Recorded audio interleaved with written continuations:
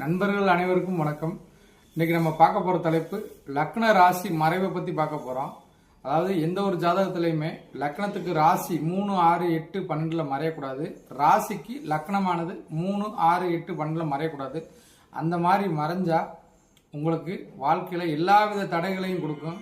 திருமண தடை, கல்வியில தடை, பொருளாதாரத்தில் தடை. உங்க ஜாதகத்தை எடுத்துக்கிட்டு உங்க லானான்னு போட்டு லக்னத்திலிருந்து ராசி கட்டத்துல அம்சம் தனியா இருக்கும். ராசி கட்டத்துல லானான்னு போட்டு லக்னத்திலிருந்து 3ஆம் இடத்துல சந்திரனோ, 6ல சந்திரனோ, 8ல சந்திரனோ, லக்னம் தொட்டு எண்ணி வாங்க 1, 2, 3, 4, 5, 6ன்னு.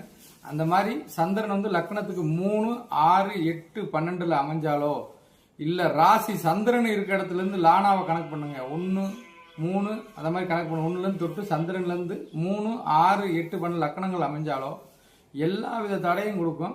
இதுக்கு பரிகாரம்னு எதுவுமே கிடையாது. விதிப்பலன் அவ்வளவுதான். குலதெய்வம் தான் உங்களுக்கு இந்த இதுக்கு பரிகாரம்.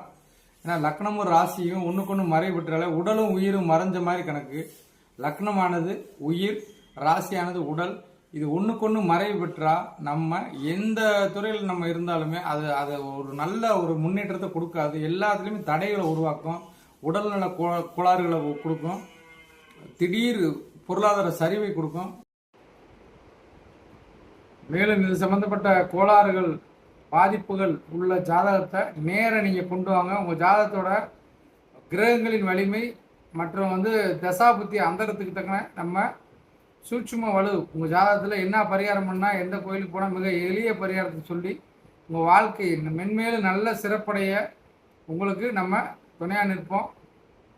திரையில தெரிகிற நம்பருக்கு கால் பண்ணி என்னை தொடர்பு கொள்ளுங்கள். நன்றி.